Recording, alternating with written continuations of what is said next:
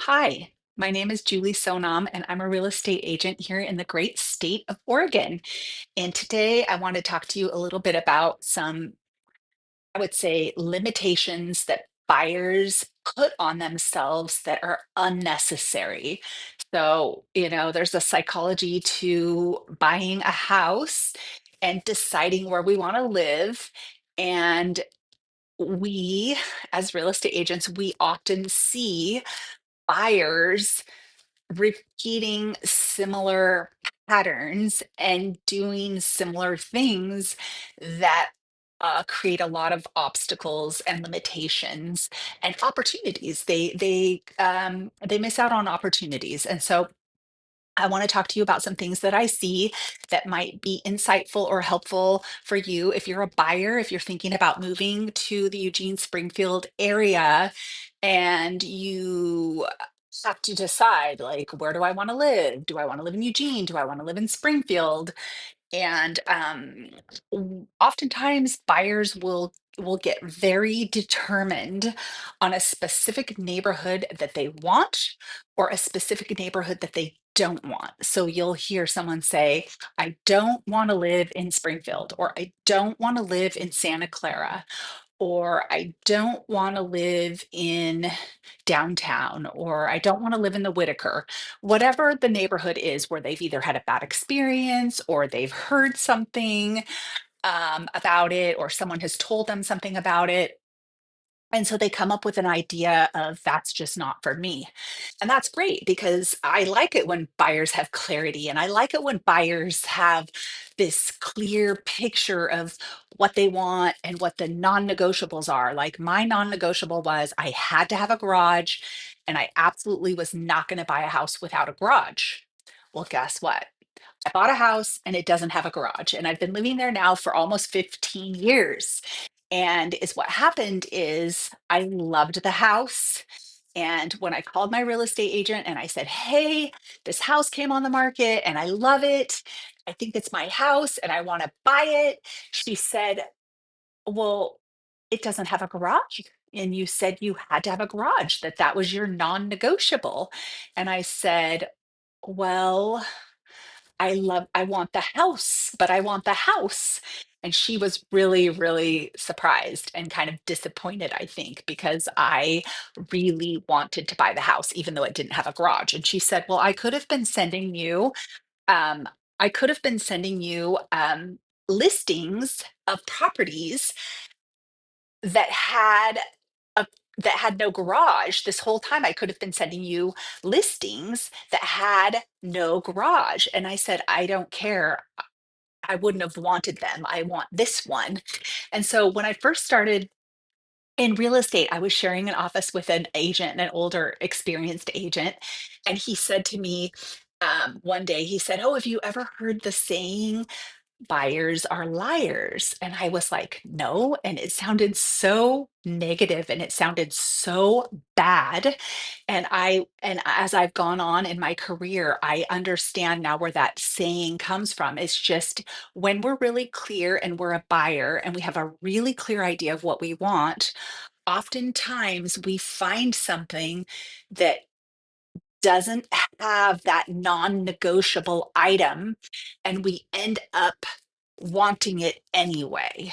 So I always keep in mind when a buyer tells me, oh, I'm never going to live in Springfield or I'm never going to live in Santa Clara, I still keep looking in those areas for properties that might be a good fit for my client because I've sold many houses to many people that did not meet the non-negotiable items because they loved the house. I have a really, really great story about some good friends of mine. They were looking for a house and they had the neighborhoods all clear where they wanted to live, the specific neighborhoods they wanted to live. And I went and toured a home with a different client. And as I was walking through the house, I just knew that this house was Justin and Cheyenne's house. And I was thinking, oh, I hope that Christopher doesn't like this house. I hope he doesn't want to buy this house because this is definitely Justin and Cheyenne's house. And so after we were done with the tour, I asked him, "Hey, what did you think about the house?" And he's like, "Yeah, I really like it, but it's definitely not my house. It's not the one for me. The search must go on." And I was like, "Great." I got in my car.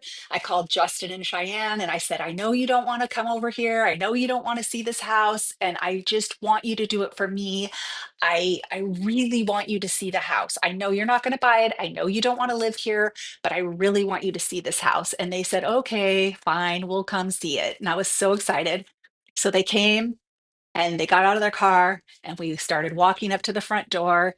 And the lady, she looked at me and she was like, "Kidding me?" And I was like, "Right? I know."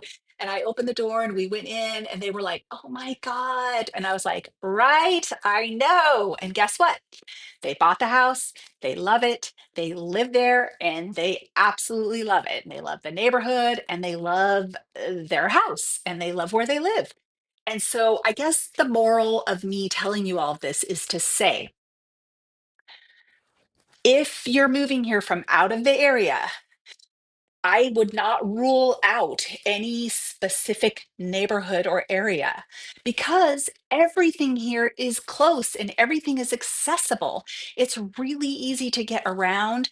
And yes, I live currently in Springfield. I lived in Eugene before, and now I live in Springfield.